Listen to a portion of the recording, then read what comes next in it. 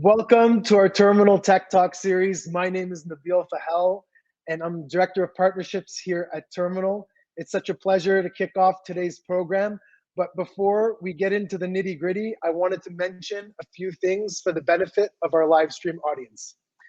If you have any questions for today's speaker, please put them in the chat box widget on our live stream page at terminal.io/livestream. We'll be monitoring all the questions coming in and we'll surface them to the speaker after the presentation. If you're not familiar with Terminal, we bring global opportunities to global talent.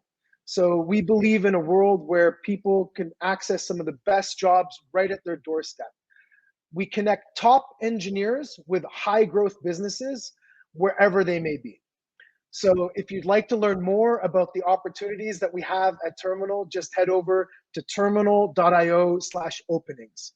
And we just recently, in fact, this week, launched a new product that helps matchmake engineers with companies automatically. So if you go to our openings page and you sign up and you fill out a couple of basic questions about your background, your expertise, your software development languages, we will match you with some of the opportunities that we have that we're presently hiring for. I think last I checked, I think there's over like 60 job openings that we have across maybe 25, 30 different technology companies. Having said that, it's my distinct pleasure to welcome Sam Pasupalak, the co-founder and CEO of Maluuba, to the Tech Talk series. I first met Sam a while ago. I guess it was 2010, so it would have been 11 years ago. When he was 23 years old, he was still a student studying at the University of Waterloo. And I remember him feverishly whiteboarding solutions in a Communitech breakout room in downtown Kitchener, which is adjacent to Waterloo. And so today we're going to learn a little bit about his story and how he founded a Canadian artificial intelligence company that was based in Montreal until the successful sale of the company to Microsoft. He was trying to build a solution that was an artificial general intelligence solution and basically a competitor to that of Siri at the time. Sam grew up in India and he has a Bachelor of Computer Science from the University of Waterloo, as I mentioned, and he started the company when he was really young, back in 2017. Following that, he completed his master's in political science from the London School of Economics, and today he's joining us from Toronto, where he serves as an executive in residence at Inovia Capital. So Sam, thanks so much for taking the time to do this program with us today. Thank you for the opportunity, Nabil. I mean, we go back to like 10, 11 years ago. It's been a while. We know each other for a long time now. Gone through lots of ups and downs, and thank you for having me here.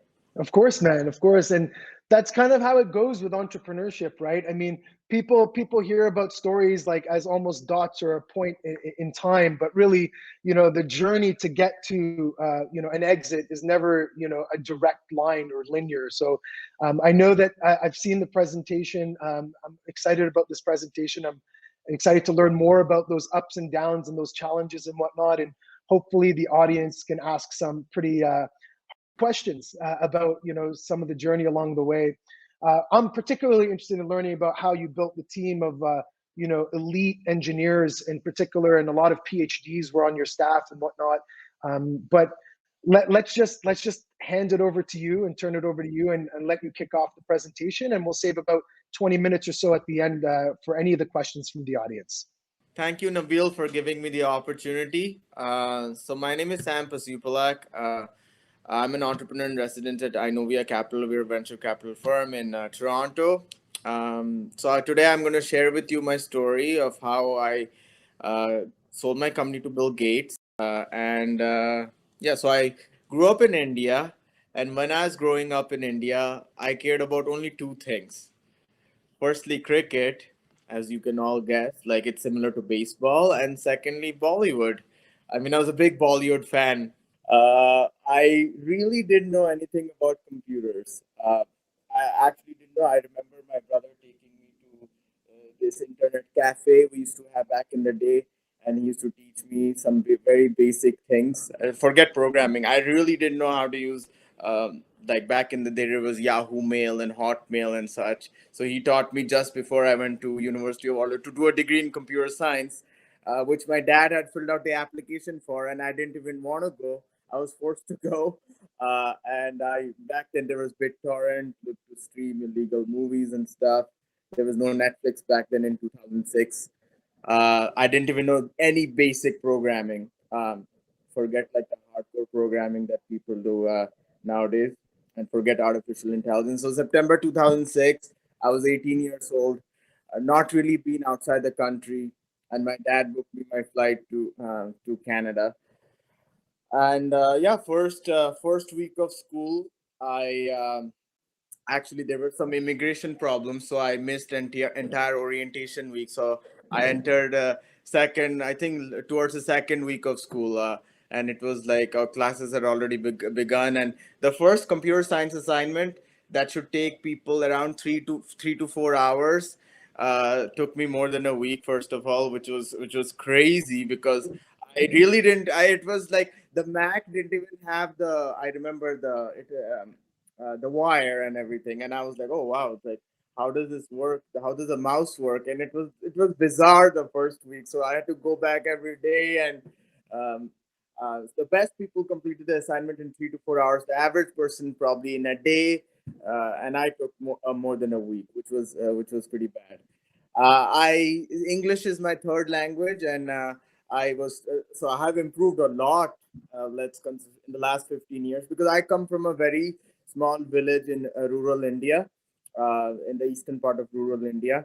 And yeah, getting used to the cold in Canada. In our part in India, it gets up to 45, 47 degrees Celsius. So it was sometimes 50, it was very hard to get used to minus 20, minus 25 here. But by the end of the first year, uh, of university in 2007, I really didn't know what a startup was. And the word entrepreneur, I didn't even know how to pronounce it. I didn't know what chief executive, what CEO is back then. I didn't know all these things. It was pretty funny that I went to Wikipedia to learn, oh, entrepreneur, or you start a company, or you start your own business. It was new to me. And then what happened was, actually, Bill Gates gave a presentation in, I remember it, I think it was around February 21st, 2008. And I didn't have a ticket for the presentation. And there were around 750 tickets that were, it was random lottery assignment for the tickets for the Bill Gates talk. And 750 tickets were distributed for that. And I didn't get one. Obviously, I applied. I didn't get one. So what I did was that was my first hustle ever in my life. Okay, and so I went in I remember the first level of security. You have to have like a band or something like that, and I didn't have a band, so I helped them carry these boxes of T-shirts and such. So I somehow made it to the second level of security, and in the second level of security, again, before you enter the room, uh, I think from what I remember, we had a watt card, which is a student card, and they kind of swipe your card to see, hey, is your name in the entry database, because Bill Gates is coming. Obviously they don't want some random person to come in there, so there's a security check. So I didn't have, obviously when they swipe my card, I'm like, oh, where's your band? Oh, my band, I lost it somewhere, sorry. And then when they swipe my card, I mean, my name didn't pop up. They're like, your name is not popping up. Then I'm like to beg them, oh, I'm sorry. I'm really a big fan of Bill Gates. All these random stories I have to say. That like the guy actually was such a nice guy. He's a big guy, he has to like, and I'm a little like small guy from India. And then he's like, let me check you. And I'm like, I'm a big fan of Bill Gates. I really want to start a company in the future. So he's like, let me check. So he went inside.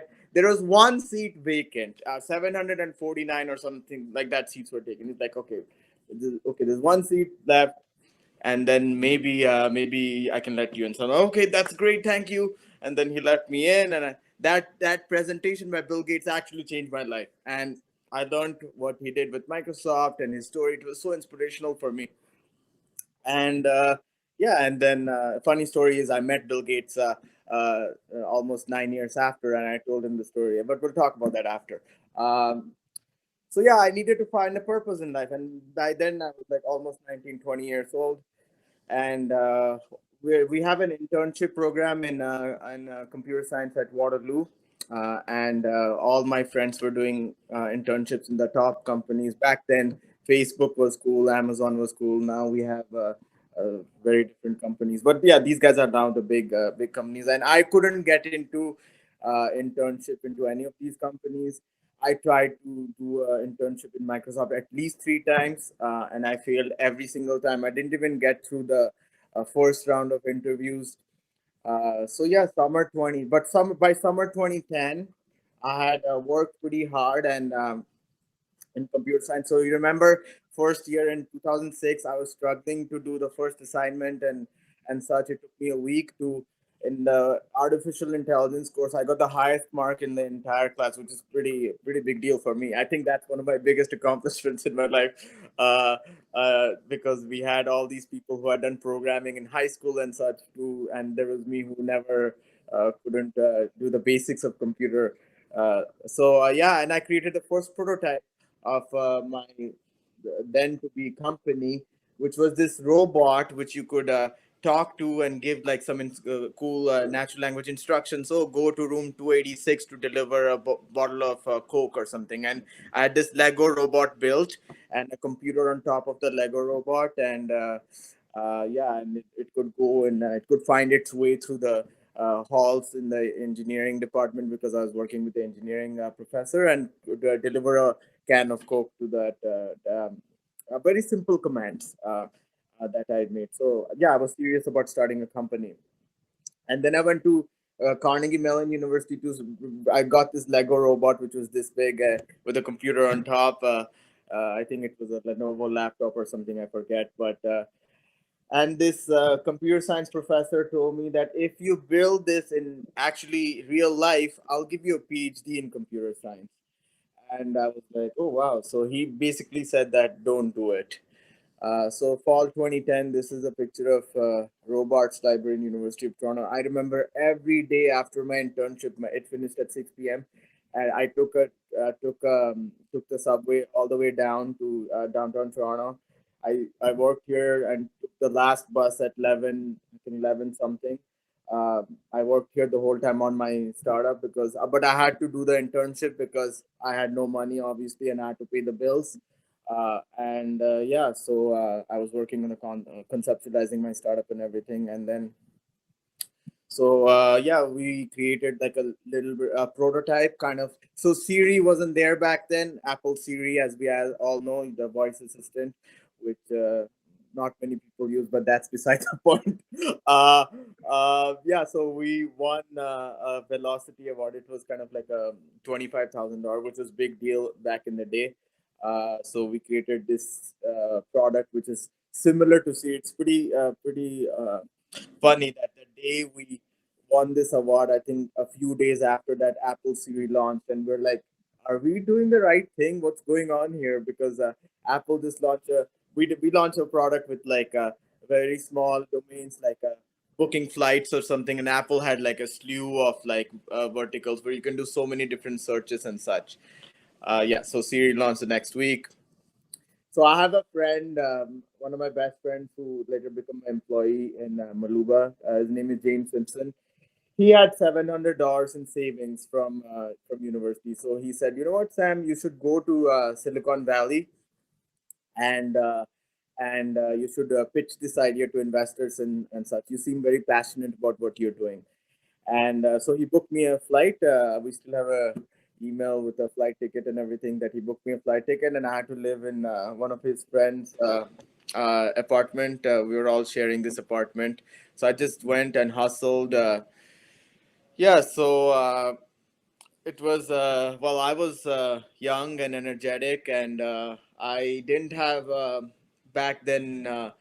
An apartment, even forget the Silicon Valley trip, but even after, so I had to live in a friend's, so this, so I'm not that big, so my friend has a closet down his stairs, so it's like a Harry Potter closet. They used to make fun of me, so I had to live under my friend's closet because there was no source of income. I mean, I was graduating from school, so and I have all this student loan debt, and we'll talk about the Silicon Valley trip. But Then I got upgraded to a couch, my friend's couch in his living room. And over there, I lived for 6 months. And this friend is actually doing very well in Africa, having a lot of startups in Africa.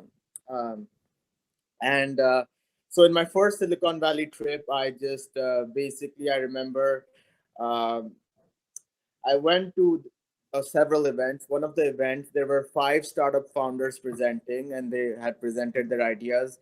And just before they were trying to wrap up the event, I just went on stage and be like, "I want to present this." And the host is like, "What's going on?" I took the mic from the host, and then I was like, "Oh, this is a product. See, this is the next generation of search." And I did a query of. I want to book a ticket from San Francisco to New York, leaving next week or something like that. I did a query and showed them the results of the query, and it was much better than Siri back in the day. Forget what happened to the product after the acquisition, but by Microsoft, that's a different story altogether. But yeah, so and one of the guys was from Samsung, and he saw that and he's like, "Oh wow, this can be great for Samsung to compete with Apple." So it was right place, right time, and Samsung invested in our company $2 million, which was a pretty back then. Raising 2 million was pretty hard. Now lots of people raise 2 million, but back in the day it was a big deal.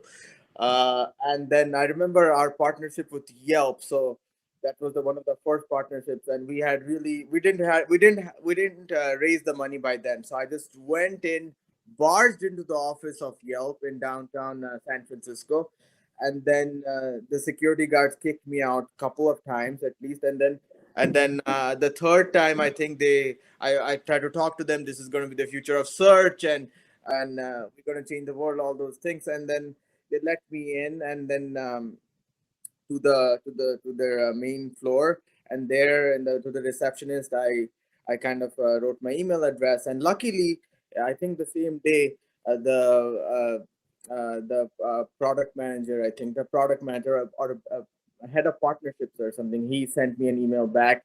But this time around, before the email got sent, I had four big security guards escort me out, and they were like, "You cannot come in again." But the guy emailed me, so I did come back, and they were all surprised that I did come back. And Yelp became our one of our first partners, which was a big deal for us. This is a picture of one of our all-nighters. You know, we're a very small team of 15 to 20 people, and we're competing with Apple Siri, which is more than 300 engineers working on the product. We launched in TechCrunch Disrupt 2012. So we built a product which was much better than Apple Siri in less than 6 months. Uh, and yeah, so this is one of the articles that came out in TechCrunch Disrupt back in the day. A few screenshots of our personal assistant. Yeah, we got to from zero to 500,000 downloads in a few months. We're very passionate about our product that we're building. And now I was running out of money, and now the story begins. Now the real story begins. But obviously I never really thought when I started the company, oh, business has to also make money and survive. I was really so focused on building the technology. And So these are some of the questions that the Silicon Valley venture capitalists ask, like what's the business model? That's the first thing. uh, how do you make revenues? And who the why are you competing with Google? Or their main question was, or Apple. And who the fuck are you to do this? Who are you? You're just a bunch of undergrads from University of Waterloo. You're not even a PhD or anything. And then there's several coup attempts, because you know, when the company is not doing the best, then everyone wants to kick out the CEO. And so many, and my co-founders and others, they're board members, and there was a bunch of coup attempts, but I survived the coup attempts. Thank God, otherwise we'll never have the exit at the end. And I think there was a point of time, sometime in 2013, where we only had uh, around 90,000 in the bank, and I had to ask my engineers, which is like less than half a payroll or whatever. Uh, and I had to ask the engineers to take the pay cuts for around 6 to 8 weeks or something. and it's such. There's also a crazy story here, by the way, which I should talk about. So there was a threat of a lawsuit by a company called now Nuance, which is acquired by Microsoft. So Nuance is this big bully organization. They were like worth $5 billion. And now I can talk freely because they're already acquired by Microsoft. So and they wanted. So if they can't buy a company, they'll try to sue you and try to do a hostile takeover or sue you so that you run out of money. And the CEO of Nuance, which is again a $5 billion company, flies all the way to Waterloo, tiny Waterloo, where we were, and comes to our dingy office and threatens me that, hey, we either buy you or you'll have to reap consequences. And I'm like a young guy, 23 years old, 24 years old, something like that, and then it's like this guy comes to me and threatens me in my own office, and I said, nice to meet you. And then I don't. Then we talked to the corp dev guys, and the acquisition offer was around 25 million, which I'm like, what the fuck? I'm sorry, what the hell? And then Amazon tries to acquire me into what became the Alexa. So Maluuba could have been Alexa, but again, the offer was 20 to 25, and I was like, I'm not interested. And then on the other hand, I'm money running out. I have only 90,000 in the bank. So my investors thought I was out of my mind. My employees thought I was out of my mind. But I really believed that this could be worth way more. So I had to hustle harder. So so I traveled all around the world for investment in 2012, 2013, even 2014. Over the whole course of Maluuba, I got rejected by at least 400 investors, which is cool. They all missed out, and so yeah. But in 2013, we ran out of money at least three times, which was so close. We're like almost we have to file bankruptcy, but we didn't. And then yeah, I told you about the Amazon potential acquisition, which could have been Alexa, but we didn't. Obviously, didn't sell because we're not going to sell for cheap. And we did talk about Nuance, and their product was called Dragon, naturally speaking, and hence I put a picture of the dragon from The Hobbit, I think. So yeah, I was playing like a high. If you think about what I was doing, I was playing a high stakes poker game, kind of like James Bond, or trying to think I'm like James Bond or whatever. Um, and I traveled all over the world for investment, and who invested in us at the end of the day? BlackBerry, and BlackBerry was a sinking ship, and we signed a big deal with them, much bigger than 10 million, whatever. I can't state the exact numbers. Maybe I can now. It doesn't matter. But yeah, we signed a big deal, multi-year contract. So yeah, but BlackBerry was dying, but BlackBerry saved us. So it's funny. Sometimes you never know. And we were in the BlackBerry building actually, working and building out our product and stuff. So yeah, they invested in us. We licensed their technology for a lot of their, for actually all their smartphones in the future. Didn't end up being many, but doesn't matter. And we hired the guy that I was negotiating the deal with, Jerry. He became my CFO and actually took care of the books because before he came, the financials were in a disarray. Um so I believe the only thing that kills a startup is running out of money. I mean, yes, you can have wrong execution and wrong product market fit, all those things, but running out of money is that what really kills you at the end of the day. So my motivation was like, okay, this strategy isn't working out. Now I have a little bit of money. Let's try to change courses and let's try to save my seat and not get fired because there's no one else right now who can come in and do something better. You have to be really passionate about the particular startup you're working on. So Maluuba 1.0, what were the learnings? Please have a business model if you ever do a startup, and never try to pull a James Bond and try to play a high stakes poker game. And please don't ever compete with the big companies like Google or Amazon or Facebook or any of them directly, at least. Now, 2014, we did have a OEM strategy. We launched on more than 50 million devices. We signed a partnership with Samsung, BlackBerry, LG. We were starting to generate millions in revenue. We turned it around. So we went to China, which is a big. We thought it was a big market, but we had very little success in China because the Chinese companies tried to do a lot of meetings with us. And my board members had warned me, Sam, unless you are really have a team in China which is really entrenched with the uh, Chinese officials and everything, you will never have success. But I'm like, no, I'm gonna try, and I went there for a year, and I miserably failed. In fact, all the OEMs pretty much, I feel, got a lot of our technology and built it themselves, which was pretty horrible for us, but it's fine. It is what it is. And then Yahoo tried to buy us in 2015 for around 70 million. And So I met Marissa Meyer, who was back then the CEO of Yahoo, and we signed the deal. Uh, and then they came to interview the engineers, and the engineers uh, flunked the interview. Some of the engineers completely flunked the interview. At least that's the Yahoo story. What they told me is like, we love the management, but we don't like the employees. I'm like, so who are you going to buy then? And Yahoo. So when I talked to some of the investment bankers and stuff, the investment bankers told me actually Yahoo was doing badly, and that's why they blamed it on the engineers. So who knows what happened? But it's funny because I was running out of money again because my Chinese strategy had failed to go to China and expand in China.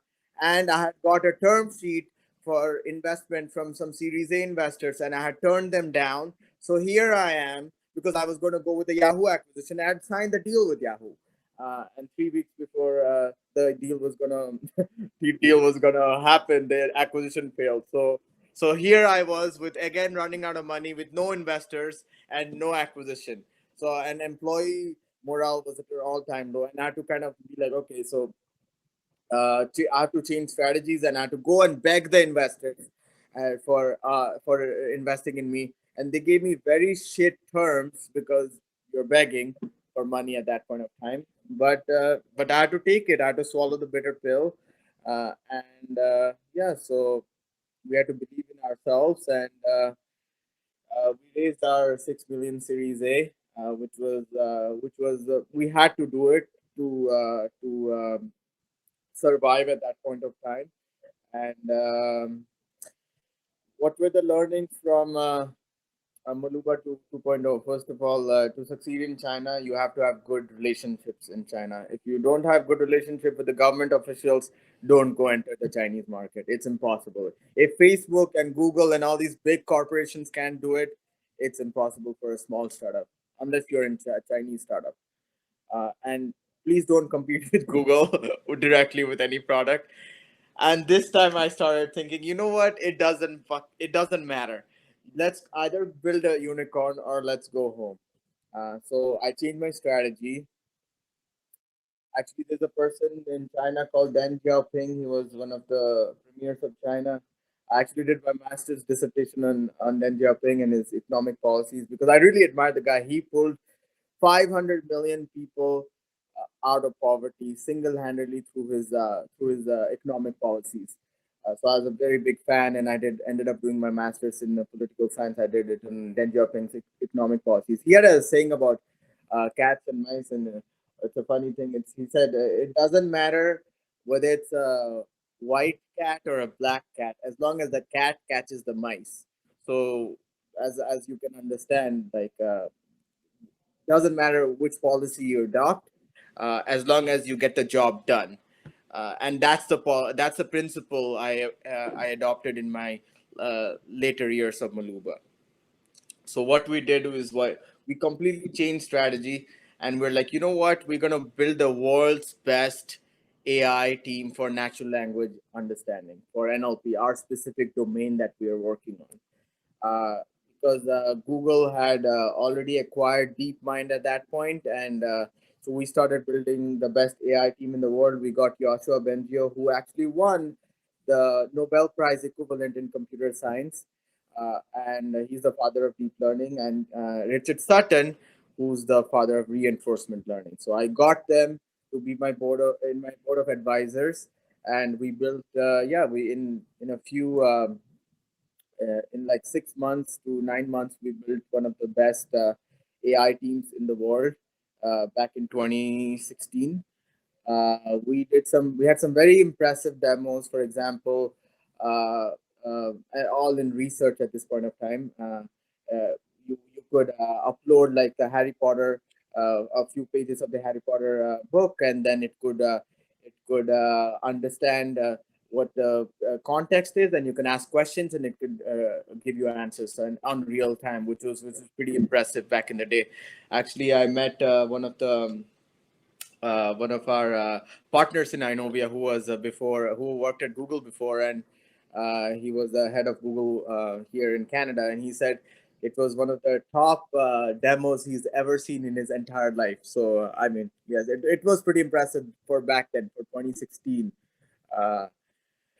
Uh, yeah, so we're trying to get build AI machines that could as we're trying to build AI to simulate the brain in as close as we can to the human brain, and it was a very tough ask back in the day, but I think we still haven't achieved it yet.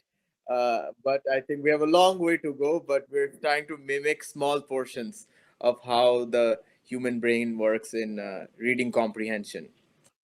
And 2016, it's been almost 5 years of me trying to do Maluuba, and I was like so exhausted by the whole process that I was like, you know what? I want to just give up all this and go back to India, go back to Himalayas, and just be a monk. And at one point of time, I'm a very high energy guy. You can tell from this presentation. I just for 3 days I just felt nothing. I remember, and I think it was end of August 2016, and I just for and my the people who my executive team was like, what's going on with you? Like I said, I don't want to work, I don't want to do anything, I just want to run away. People were like, are you crazy, Sam? I'm like, yeah, I don't know what happened. It's like and so I went back to India. I didn't go back to the mountains, I just went back to my parents' house. I was there for a few weeks, and then I did the Sand Hill Road, which is where all the investors are in Silicon Valley yet again, and it was my last sandhill trip for Maluuba. But this time this time the investors were chasing me, which is quite the story. After like getting all those 400 plus rejections, I guess it was the right place, right time, right opportunity. So we had a term sheets were for 50 million USD, or we could or Microsoft had put in an offer for more than 150 million US. So yeah, we decided to take the 150 million US acquisition for a variety of reasons, but yeah, we had that was the path we chose. Now, looking back, should I have taken that? I don't know, but it was the best decision at that point of time. A lot of the team members were also exhausted and stuff, but yeah, it's a good outcome for the investors for sure. So yeah, we're all over the Wall Street Journal, whatever, covering the news. Finally, something to hear about. Here's me and my co-founder, Kahir, who's still at Microsoft Research, and he's doing a great job there. And yeah, I met Bill Gates. So and I've told Bill like, hey, you didn't give me a co-op job, so you have to buy my company for 150 million. How does that feel?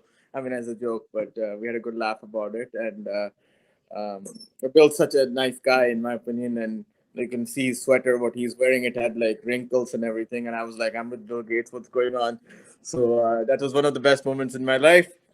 No, I will not go back to Carnegie Mellon University to ask the professor to get my PhD, which he had promised, but he can give it to someone else. So why did Maluuba 3.0 succeed? Like I segmented it into Maluuba 1.0, which is the personal assistant, and then the OEM strategy, and then the deep learning strategy. And why were we one in 10,000 plus startups? So a lot of company raised lots of money, but number of exits, if you see, it's very few. Even to this date, even in this point of time, I'm working right now in venture capital, and lots of companies raised a lot of money, but all that money doesn't mean much if you don't have an exit. So we had a good exit, not a unicorn, but I think the reasons why we were successful is, one, at the end of the day, we were solving a problem that mattered, at least at that point of time. If we try to do that strategy now, that's not going to work. So right place and right time and solving the right problem is important. Secondly, my strategy was like, hey, Google already has its research team built out, so someone from either Microsoft or Facebook or someone else will or Apple will buy us. And I was back then I was it was funny. My strategy when I was raising the big $50 million round was I was trying to get the investors, and I was also trying to get other acquisition offers so that I can hustle both parties, both the investors and the acquirers, like you, to raise up the price. Um, and we did hustle our ass off as usual. If you're a founder or entrepreneur, you have to hustle so much and so hard, and there's no way, unless you created the next Facebook like Mark, then you don't have to hustle. But most companies are not Facebook. And yeah, we did build a team of believers who would do anything for the company, and that's very, very important for any startup.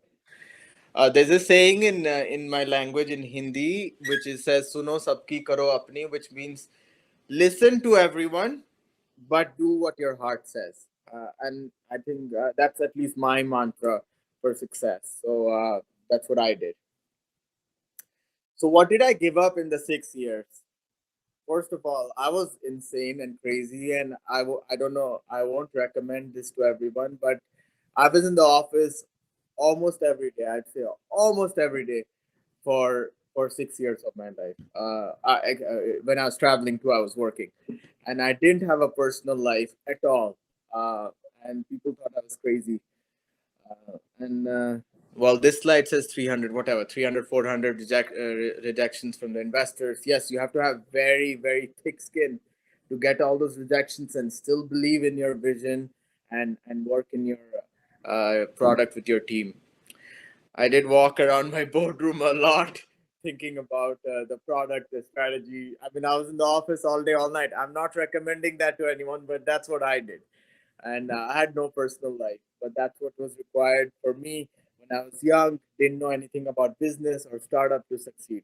This time around, when I do my next startup, I'll have more work life balance. But, in my opinion, you can't expect to work, let's say, 40 hours a week, 8 hours a day, have the best work life balance, and expect to build a $1 billion or unicorn startup or whatever, even a $100 million startup. I think it's very, very difficult. I mean, you have to be a genius or something like that, but most people aren't, right? So if you're doing a startup, you have to give up a lot. You have to sacrifice a lot, in my opinion. Uh, Sorry, was it worth it at the end?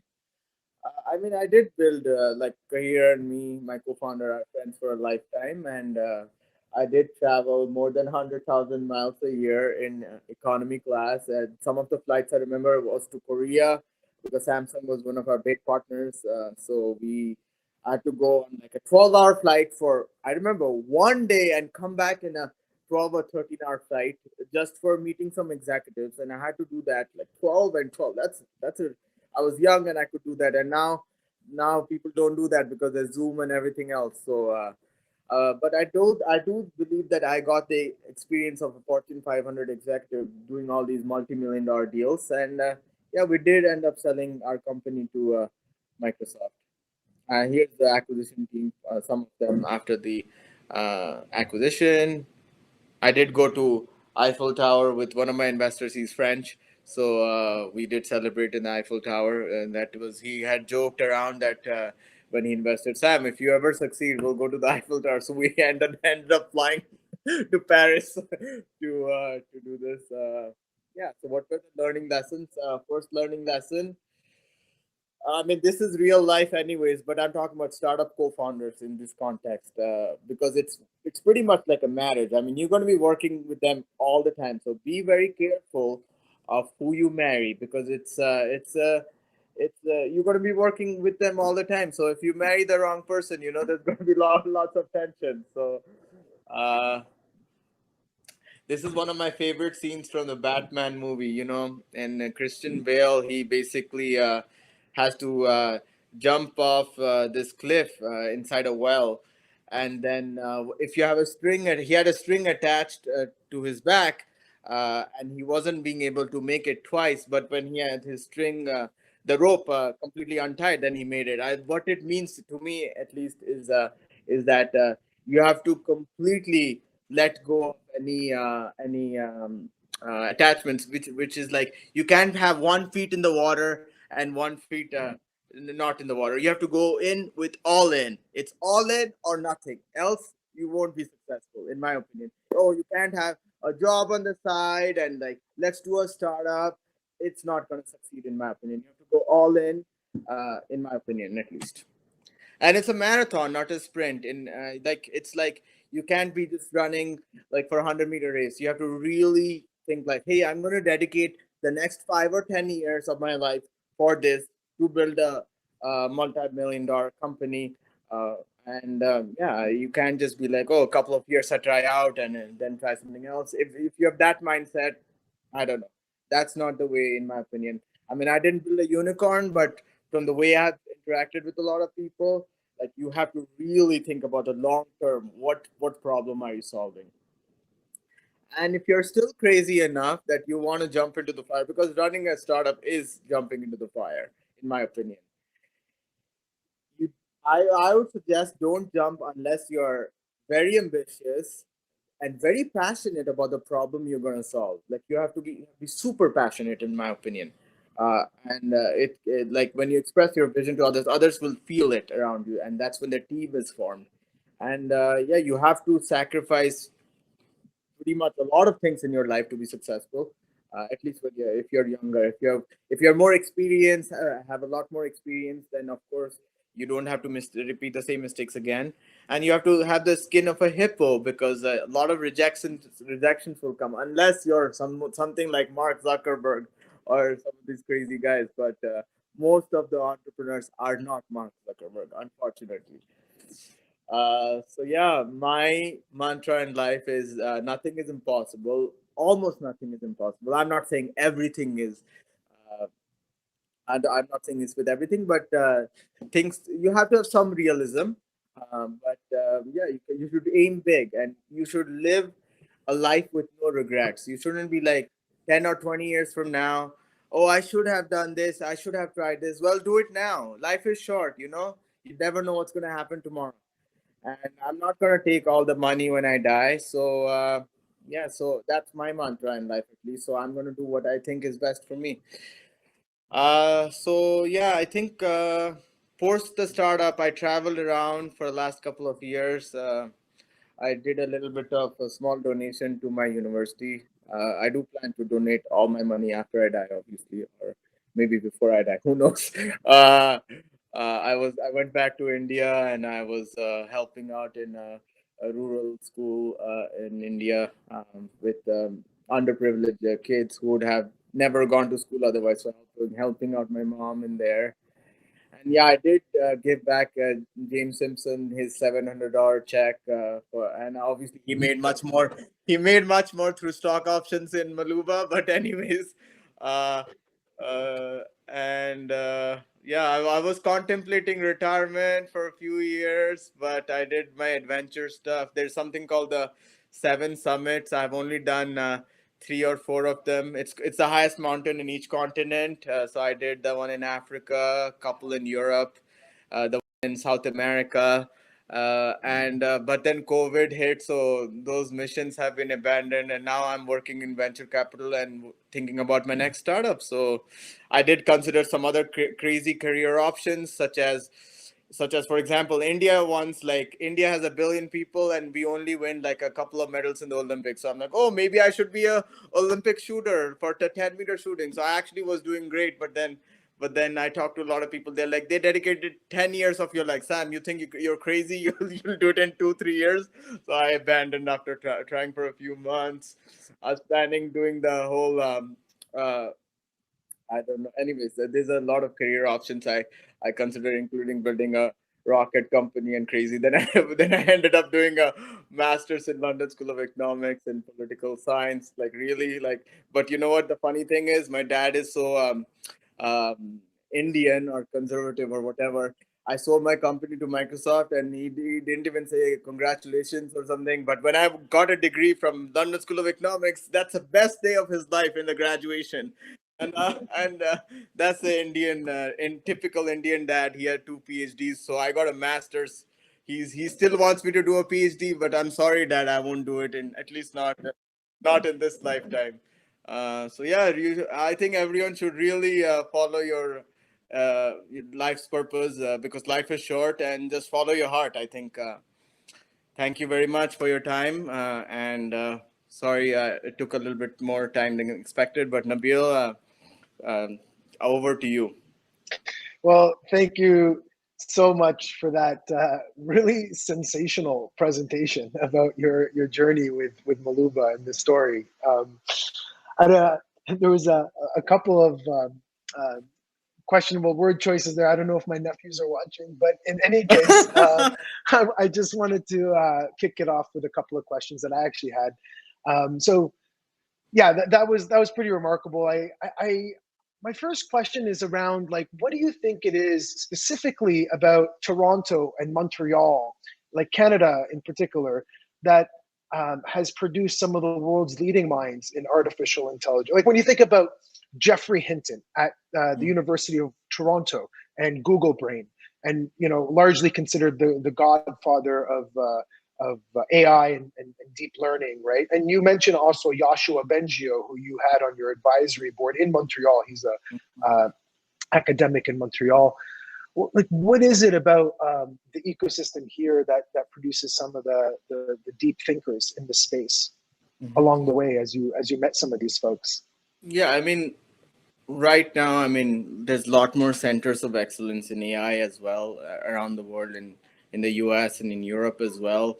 But I was talking to Professor Jeffrey Hinton and Joshua Bengio, let's say 5 or 6 years ago, and they were working on this problem, trying to come up with the deep learning algorithms back in the 80s and 90s, and they were kind of like the outcasts, and no one cared about their research back in the day.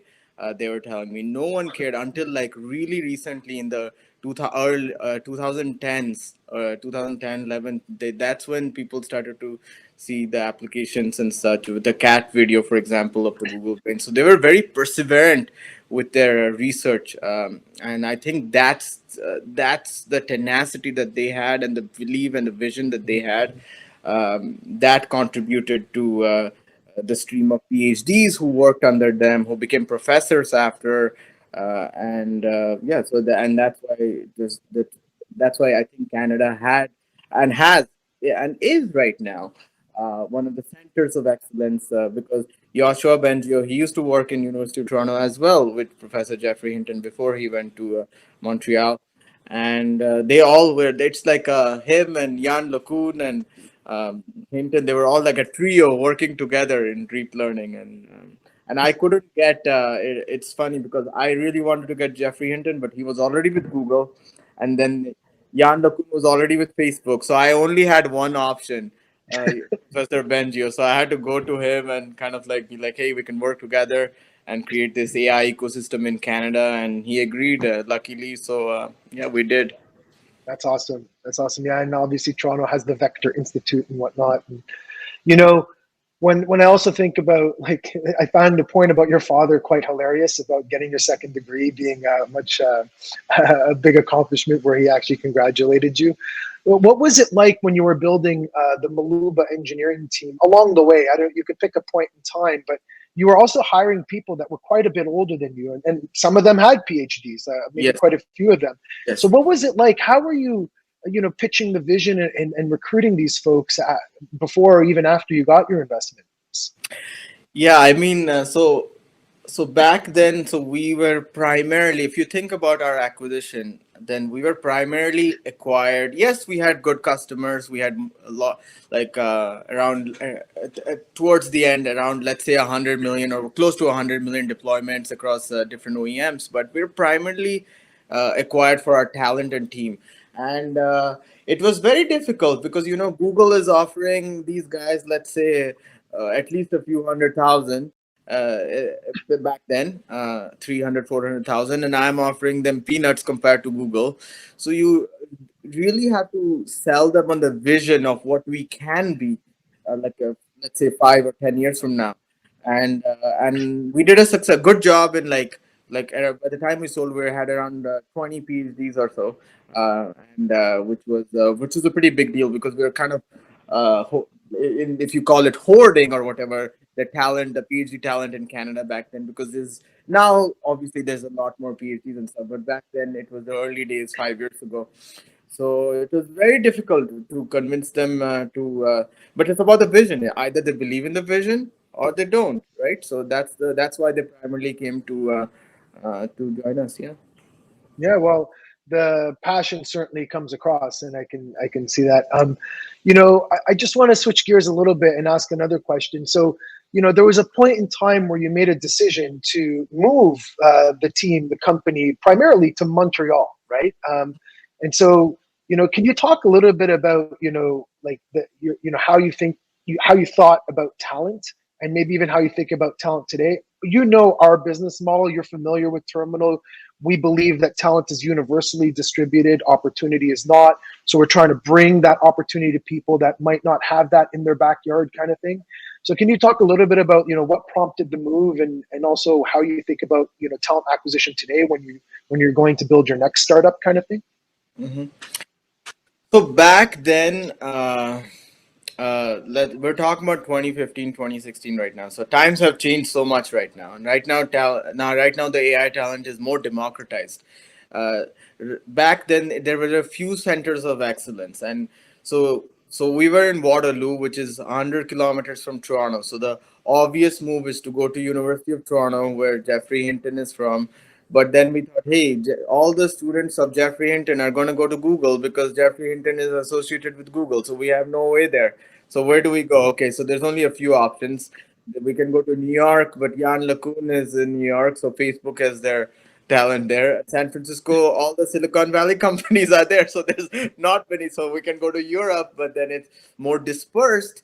So Montreal was the option because Joshua Bengio was there. So we did strike a partnership with Mila, with Joshua Bengio's lab in University of Montreal, and we decided we were one of the first people actually to go there, and that's why when Microsoft acquired us, they did a strategic deal with us and University of Montreal with Joshua Bengio to make Montreal a center of excellence for AI. And now Montreal is doing great with artificial intelligence. Yeah, so everyone was laughing that why don't you go to Toronto? Back then, it's just right there and it's so easy for the operations and stuff. But we're like, no, we're not gonna go there and compete with Google. So that's a real reasoning why we didn't end up in. Now talking about talent now, AI has been much more. The talent has been much more dispersed, and it's um, as I'm gonna build my next company. At least right now, I'm thinking that I'll be in Toronto, and because Toronto has a lot of smart people, and it's so difficult to hire in Silicon Valley, especially AI people. So for me, it's a big no-no to hire Silicon Valley people because they're very expensive and they're very much in demand, and everyone wants them. So I don't want to compete with all the big companies with all the big packages, especially if I'm going to do a startup again. So Yeah. that's my at least my view. Doesn't have to be Yeah, correct, but that's my view. it's interesting. It's an interesting perspective too, because like if you like, I remember speaking to Joe Lonsdale when he was in town. He's one of our key investors. He's founded companies like Palantir, Adapar, a number of companies, and now he has 8VC in San Francisco. Well, in San Francisco and now Texas. Anyways, one of the things that he said recently was that like remote offices aren't an option for startups. They're the only option because of some of the reasons that you've just mentioned. That you really do have to look beyond your 3 hour radius. particularly now, like you look at what's going on around the world with what's happened with COVID-19, it's really forced companies and significantly accelerated what could be done remotely, even for non-traditional industries, even like for, outside of tech, like doctors are taking calls from home now and advising patients and whatnot. And we're seeing that happening with like companies like Hims and Hers and others, many in the telemedicine space. And so, it's really forced leaders, business leaders, CEOs to rethink what is possible remotely, and it's dramatically accelerated the conversations that we're having as well. Of course, you've seen what it's done with e-commerce as well, and some of the e-commerce companies, right? So it's a fascinating time. If you have the talent, it shouldn't really matter where you live. It should just matter if you really got what it takes to do the job, right? Yeah. So that's something that is really close to our view of the world as well, and so we continue to bring really interesting opportunities that might have originated in California or New York or you name the large city, but that they are thinking global now in a much more significant way. So we're seeing that as well. But sorry, go ahead. No, please go ahead.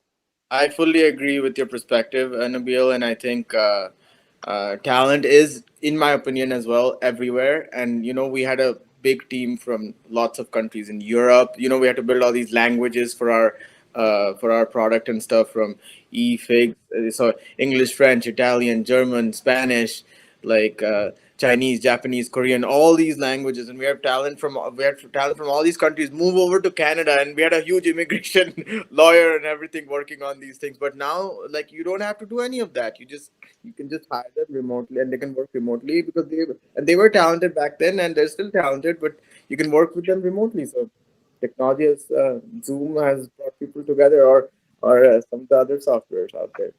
Absolutely. Well, listen, I like to keep things on schedule and on time and move like a Swiss clock. But I wanted to just take a couple moments here as we close to say that thank you very much for sharing your story and your perspective with our community. It really does mean a lot.